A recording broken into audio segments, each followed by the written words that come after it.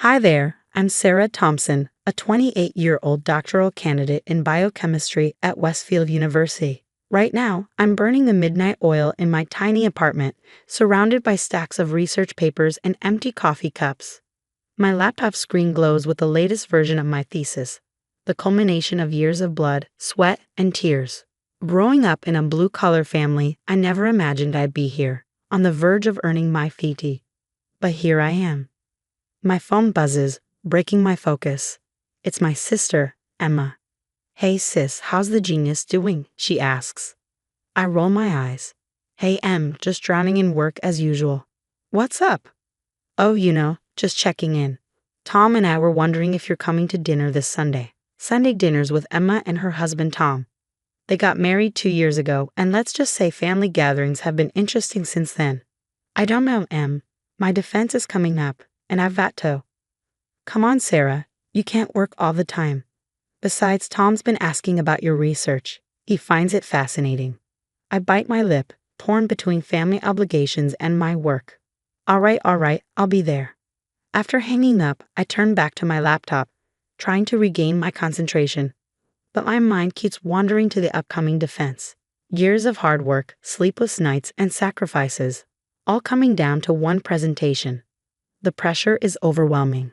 A knock at my door startles me. It's Dr. Rachel Chen, my advisor and mentor. "Sarah, you look like you haven't slept in days. Everything okay?" I sigh, running a hand through my messy hair. "Just nervous about the defense, Dr. Chen. What if I mess up? What if the committee tears my research apart?" Dr. Chen gives me a reassuring smile. "Sarah, you're one of the brightest students I've ever had. Your work is groundbreaking. You've got this." Her words boost my confidence, but a nagging doubt remains. As if reading my mind, Dr. Chen adds, "Don't let Marcus get in your head. He's just jealous of your success." Ah, Marcus Sloan, my academic rival. The guy has been trying to one-up me since day one, but I won't let him throw me off my game.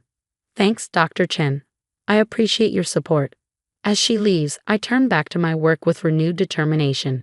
The path to this PhD hasn't been easy, juggling studies, a part-time job to make ends meet, and family expectations. But I'm so close now, I can almost taste it. I glance at the photo on my desk. Me and Emma as kids, big smiles on our faces. Things were simpler then. Now there's always this undercurrent of tension between us. I shake off the thought and refocus on my thesis. No time for family drama now. I got a PhD to earn. The big day finally arrives. I stand in front of the mirror, adjusting my blazer and taking deep breaths. This is it, my PhD defense, years of work culminating in this moment. As I set up my laptop in the presentation room, Dr. Chen gives me an encouraging nod. The committee members file in, their faces unreadable. I take a deep breath and begin. "Good morning. Today, I'll be presenting my thesis on." Suddenly, my slides freeze. Frowning, I click frantically, but nothing happens. Sweat beads on my forehead as I fumble with the computer. "I'm so sorry, just give me a moment." After what feels like an eternity, I manage to restart the presentation. But as I continue, my anxiety grows. Something feels off, slides are missing, data points don't match my notes. What is going on? By the time I finish, I'm a nervous wreck. The committee looks confused and unimpressed as they file out. Dr. Chen approaches me, concern etched on her face. "Sarah, what happened?" I shake my head, fighting back tears. "I don't know. Everything was fine last night." Back in my apartment, I frantically search my laptop. A cold dread washes over me as I realize my thesis files are gone, completely wiped. Even my backups are corrupted. As panic sets in, a memory surfaces, last Sunday's dinner at Emma and Tom's place. "A PhD, huh?" Emma had said, her voice oddly bitter. "Must be nice to be the golden child." I brushed it off then, but now, and Tom, he'd been so interested in my work lately, always asking to see my laptop. "Just curious," he'd said, with that charming smile of his. No, it couldn't be. They wouldn't? Would they? My phone buzzes. It's Dr. Chen. "Sarah, the committee's concerned. I convinced them to grant you an extension." "But what's going on?" Dr. Chen asked. I spilled everything, the missing files, my suspicions. Dr. Chen listened patiently, then said, "That's a serious accusation, Sarah." We need solid evidence before taking any action. For now, focus on rebuilding your work. I'll help you explain the situation to the department. After hanging up, my mind reeled. How could this happen? My own family? A text from Emma popped up. Hey sis, heard about your defense. Tough break. Need any help? I stared at the message, anger and disbelief churning inside me. If they really did this. No, I couldn't confront them, not yet. I needed proof. I looked at my empty laptop screen, the weight of the task ahead crushing me. My reputation was in tatters, years of work gone. But I wasn't going to let them win. I opened a new document and started typing. I'd rebuild my thesis from scratch if I had to, and I'd find out the truth, no matter what it took. As I worked through the night, one thought kept me going. Whoever did this was going to pay, big time.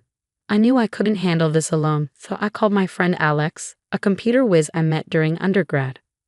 Sarah, this is serious stuff. We're talking cybercrime here, Alex said, examining my laptop. Can you recover anything? I asked, hopefully. Alex shook his head. Whoever did this knew what they were doing, but I can set up some safeguards to prevent future attacks. While Alex worked his magic, I hatched a plan. I bought some tiny cameras and strategically placed them around my apartment, especially near my workstation. Okay, I told Alex. Now we wait. I made a show of frantically working on my thesis, making sure to mention my progress whenever Emma or Tom were around. One evening, Emma stopped by unexpectedly. How's the rewrite going? She asked, an odd glint in her eye. It's coming along, I said cautiously. Emma fidgeted with her wedding ring. You know, Sarah, sometimes I wonder, what if I'd gone to college instead of marrying Tom? I blinked, surprised by her candor. And it's not too late if that's what you want. Easy for you to say, she snapped. You've always been the smart one, the successful one. Do you know how that feels? Her words stung, but I pressed on. Emma, did you have anything to do with what happened to my thesis? Her face crumpled. I didn't mean for it to go so far. Tom said we'd just scare you a little, make you miss the deadline. He can be very persuasive. I felt sick, my own sister. But Emma's confession was just the beginning. A few days later, my cameras caught Tom sneaking into my apartment while I was at the lab. The footage clearly showed him tampering with my laptop. Burning with anger, I dug deeper. What I found shocked me. Tom had a history of academic fraud, having been kicked out of 2 universities for plagiarism and theft of research. How had Emma not known? But the final piece of the puzzle came from an unexpected source. Marcus Sloan, my academic rival. He'd approached me one day after class, looking nervous. Sarah, I need to confess something. Tom approached me a few weeks ago. He said if I helped him sabotage your work, he'd make sure I got the grant you were in line for. He trailed off, looking ashamed. I stared at him, speechless. I'm sorry, Marcus continued. I realize how wrong it was. That's why I'm coming clean now. I thanked Marcus for his honesty, my mind racing. I had all the pieces now. Emma's jealousy, Tom's manipulation, Marcus's involvement. Over the next few days, I meticulously compiled all the evidence. The camera footage, Emma's confession, Marcus's statement, Tom's history of fraud. I backed everything up in triplicate, determined not to be caught off guard again. As I put the finishing touches on my case, a mix of emotions washed over me. Anger at the betrayal, sadness for my broken relationship with Emma, determination to see justice done. I took a deep breath and picked up my phone. Dr. Chen, I have something you need to see. The time for secrets was over. It was time to bring everything into the light. The day of reckoning had arrived. I stood before the University Ethics Committee, my heart pounding but my resolve firm.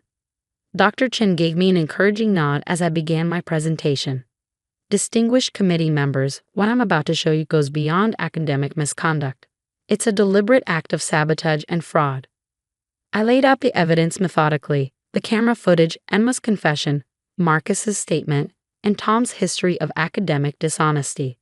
The committee members' expressions grew increasingly grave as I continued.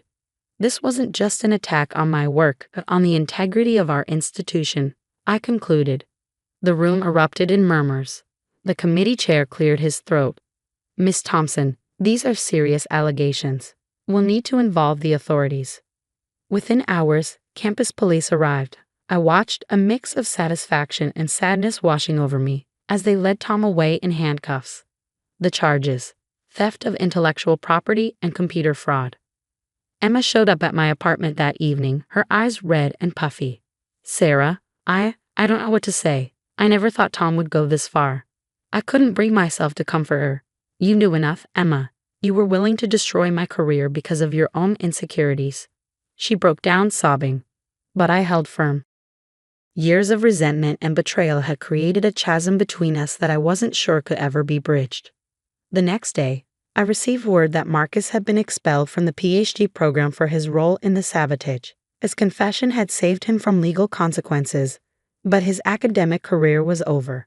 The fallout continued as the university announced sweeping changes to protect students' work, enhanced cybersecurity measures, stricter penalties for academic dishonesty, and mandatory ethics training for all researchers. Amidst the chaos, I threw myself into rebuilding my thesis. Nights blurred into days as I worked tirelessly, fueled by determination and countless cups of coffee. Finally, the day of my rescheduled defense arrived. This time, as I stood before the committee, there were no technical glitches, no missing slides. I presented my work with confidence, feeling even the toughest questions with ease. When I finished, the room erupted in applause. Dr. Chen beamed with pride. Congratulations, Dr. Thompson. Your thesis has been accepted with distinction. The weight of the past few months lifted from my shoulders. I had done it. Despite everything, I had persevered. As the committee filed out, Dr. Chen pulled me aside. Sarah, your resilience through this ordeal has been remarkable. I'd like to offer you a postdoctoral position in my lab. Your insights would be invaluable to our research. Overwhelmed with gratitude, I accepted on the spot.